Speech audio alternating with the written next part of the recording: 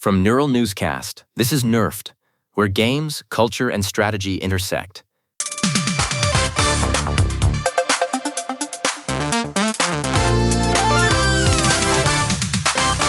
Nerfed, the $80 digital box, and the summer strike. I am Vanessa Calderon. And I'm Marcus Shaw. Today is June 26th, 2026. And if you haven't checked your bank account yet, Rockstar is officially coming for your wallet. Honestly, Marcus, did we expect anything less? The GTA 6 pre-orders went live yesterday, and Rockstar essentially just told the entire industry, yeah, $80 is the new $70. It's the Rockstar Tax, and we're all going to pay it. When you look at the sheer scale of development for a title like this, the budget is rumored to be in the billions. They are betting that their cultural dominance is so absolute that they can single-handedly shift the baseline price for premium software. We spent years debating the jump from 60 to 70, but Rockstar is skipping the conversation entirely. They know that for millions of players, this is the only game that matters for the next decade. If they successfully normalize this price point, you can bet every other major publisher will be adjusting their spreadsheets by Monday morning. It's not just the price, Vanessa. As reported by IGN, the physical edition of GTA 6 will not actually include a disc. It's just a code in a plastic box. Analysts are calling it a brilliant move for margins, but for collectors, it's basically a fancy paperweight that launches on November 19th next year. This is the final nail in the coffin for physical media in the mainstream. By removing the disc, Rockstar completely eliminates the costs associated with manufacturing, shipping, and storage. But more importantly for them, they are effectively killing the resale value before the game even hits shelves. You can't trade in a used digital code at a local shop. You can't lend it to a friend. Once you redeem that license, that $80 is gone from the secondary economy forever. It is a massive win for the shareholders and a huge blow to the concept of digital ownership. It's near paranoiacal secrecy, according to the analysts. They don't want copies falling off trucks early, but let's be real. It's about killing the secondhand market. No disc means no trade-ins, no lending it to your cousin, and Rockstar keeps 100% of the price control. Subtle, guys, really subtle. Think about the logistics. If there is no physical disc, there is no risk of a street date break at a big box retailer 10 days before launch. We have seen major spoilers leak because a warehouse worker in a different time zone opened a crate early. By keeping the actual data behind a digital unlock on November 19th, Rockstar ensures they control the narrative until the exact second the servers go live. It is a fortress-like approach to a product launch that treats the consumer as a potential leak source rather than a customer. The Ultimate Edition is sitting at $100 too. No early access, surprisingly, but it comes with a vintage Vice City pack. And while Rockstar confirms this is a single-player experience at launch, they're already pushing GTA Plus subs with pre-orders to keep the current GTA Online printing money. It is a fascinating strategy because usually these $100 editions offer a 3-day head start to drive FOMO. Rockstar is so confident in the brand that they don't even need that hook. Instead, they are leveraging the nostalgia of the original Vice City to get that extra $20 up front. Meanwhile, the integration of GTA Plus suggests that they are already building the bridge to the next iteration of their online ecosystem. They aren't just selling you a game. They are enrolling you in a multi-year service plan before you even see the title screen. I'm sure the screenshots look great on the PS5 Pro, but $80 for a digital license in a box feels like the ultimate Gen X wit test. Speaking of people tired of corporate moves, the French are literally in the streets.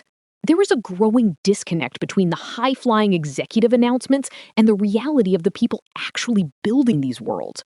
While we are talking about record-breaking pre-order revenue and premium hardware upgrades, the labor force that makes it all possible is hitting a breaking point. We are seeing a global wave of fatigue, where developers are no longer willing to accept layoffs as a natural part of the industry, especially when the top tiers of management are seeing their bonuses remain untouched while the rank and file lose their livelihoods. Yeah. The STJV union held their Summer Grieve Fest strike yesterday, June 25th. They called for anyone in the sector to just not show up. Kotaku covered the picket line outside Quantic Dream in Paris, protesting the fact that while 100 lives are being affected by layoffs, the bosses are still lounging in mansions with indoor pools. The imagery coming out of Paris was striking. You have developers who have dedicated years to single projects standing on the sidewalk, highlighting the massive wealth gap within these studios. The union is demanding a total rethink of how studio stability is managed. They are pointing out that Quantic Dream and others have benefited from significant public subsidies in France, yet they are still cutting staff to optimize the bottom line. It's a localized protest that is echoing across the entire European development scene right now. The energy is shifting, Marcus. Even over at Wizards of the Coast, the MTG Arena devs officially elected their union, the UWOTCCWA, on June 23rd. They claim Wizards was dragging their heels on voluntary recognition, so they just went through the NLRB and won. This is a huge milestone for digital card game developers. Historically, these live service teams have been subject to intense pressure to maintain a constant stream of new content, often leading to burnout. By forcing a secret ballot through the National Labor Relations Board, the employees have sent a clear message to Hasbro that they want a seat at the table. They are no longer waiting for permission to have their voices heard. It represents a shift from polite requests for better conditions to a legally mandated bargaining position that the company cannot simply ignore. They're pushing for protections against AI, mandatory crunch, and remote work policies. It feels like the developers are finally seeing that investor profit above all mindset as a final boss they actually have to fight. The AI component is particularly interesting because we're seeing more studios experiment with generative tools for assets and coding. The union wants to ensure that these tools are used to assist human creativity, not to replace it or drive down wages. They are also looking to codify remote work as a permanent right, rather than a perk that can be revoked at any time. It is about creating a sustainable career path in an industry that has traditionally treated developers as disposable assets. They are fighting for a future where making games doesn't mean sacrificing your health or your job security every time a quarterly report misses its target. And it's a messy fight. Look at what's happening at Xbox. Gaming Bolt reported yesterday that former employees, including Glenn Israel from Halo Studios, are warning current staff about retaliation. Apparently, if you don't drink the Kool-Aid or if you file an HR complaint, you might find yourself on the next layoff list. This is a chilling allegation that strikes at the heart of Microsoft's corporate culture. For a company that prides itself on diversity and inclusion, the suggestion that their HR systems are being weaponized to weaponize dissenters is devastating. Israel has been vocal about the internal atmosphere, describing it as a place where loyalty to the management line is valued far above actual performance or professional integrity. It paints a picture of a studio in crisis, where fear is used as a primary management tool during periods of structural change. Blunt, serious, steady. Israel was pretty blunt. He said he can't recommend working there if you have any other option. He's alleging that Microsoft uses mass layoffs as cover to prune anyone who's made proper and effective complaints. It's a heavy accusation, but he claims to have the evidence. When a company does a massive round of cuts, it's very easy to hide individual terminations inside a list of thousands. If what he is saying is true, it means the legal and HR departments are using these economic downturns as a convenient way to eliminate whistleblowers or anyone who challenges the status quo. This kind of environment makes it impossible for developers to do their best work because they are constantly looking over their shoulders. It creates a culture of silence that eventually leads to lower quality games and a complete loss of creative spark. And then there's Obsidian. They're getting hit with a class action lawsuit over alleged wage and hour violations. Victoria Turner, a QA lead on The Outer Worlds 2, is the lead plaintiff. They're talking about unpaid overtime and skipped meal breaks. It's weird seeing a studio with that kind of pedigree in the legal crosshairs for basic labor stuff. Obsidian is often viewed as a developer's developer, known for deep narratives and complex RPGs. But this lawsuit suggests that behind the scenes, the QA department was being squeezed to hit milestones. Turner claims that the culture of whatever it takes led to systematic failures in tracking hours correctly.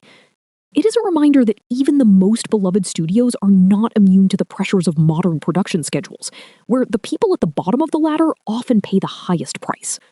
Obsidian is denying everything, of course, and looking for a dismissal.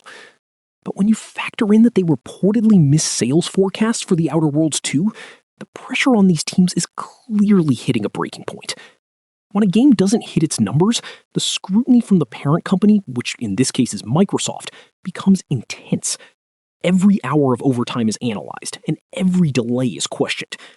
The defense argues that all labor laws were followed, but the existence of a class action suit usually implies a widespread pattern of behavior rather than an isolated incident. If this goes to trial, it could force a massive change in how Microsoft-owned studios manage their internal accounting for hourly workers.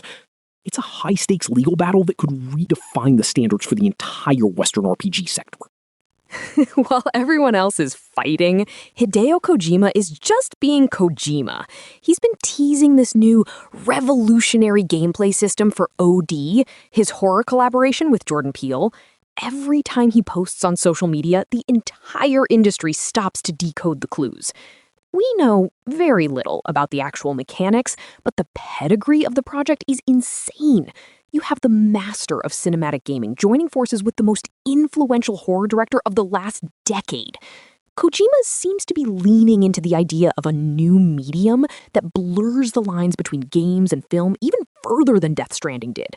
He is talking about OD as if it is a psychological experiment as much as it is a product for entertainment, which is exactly what we expect from him at this stage of his career. Classic Kojima. He told Entertainment Weekly that he's developed a system that helps scare-averse players keep going when the game gets too intense. He won't say what it is because it'll give too much of a hint, but he's aiming to go beyond the limit of any scariness we've seen. This is such a smart move if he can pull it off. Horror games traditionally have a lower completion rate because people literally get too scared to finish them. If he has found a way to maintain the atmosphere and the terror while providing a psychological safety net that keeps the player engaged, he could open up the genre to a massive new audience. He is obsessed with the idea of transcendence in gaming, and this sounds like his attempt to solve one of the oldest problems in horror design. Whether it works or is just another eccentric Kojima gimmick remains to be seen. I hope that system is just a button that summons a digital therapy dog, because after this week of industry news, I think we all need one. Between $80 boxes and studio drama, the vibes are, let's say, complex. It is a strange time to be a gamer. On one hand, the technology and the creative potential are at an all-time high. On the other, the business side of things is becoming increasingly hostile to both the people who make the games and the people who play them. We are seeing a consolidation of power and a focus on profit that feels like it is testing the loyalty of the core audience. But despite all the noise, the passion from the developers fighting for their rights and the visionaries like Kojima pushing boundaries keeps us coming back every week. Complex is a polite way to put it, Vanessa. But hey, at least we have Vice City to look forward to, assuming we can find a way to pay for it. Even with all the corporate hurdles and the digital-only boxes, the prospect of returning to that world with modern technology is undeniably exciting. It is the double-edged sword of our hobby. We critique the practices because we care about the results. As we head into the second half of the year, we will be watching closely to see if Rockstar's gamble pays off or if the industry finally hits a limit on what players are willing to tolerate. It is going to be a long road to November next year, but there will be plenty to talk about in the meantime. True. That's the wrap for this week. I am Vanessa Calderon. And I'm Marcus Shaw. You can stay updated on all these stories and more by visiting Nerfed.ai. Thanks for listening to Nerfed. Neural Newscast is AI-assisted, human-reviewed. View our AI transparency policy at neuralnewscast.com. This has been Nerfed on Neural Newscast, where games, culture, and strategy intersect.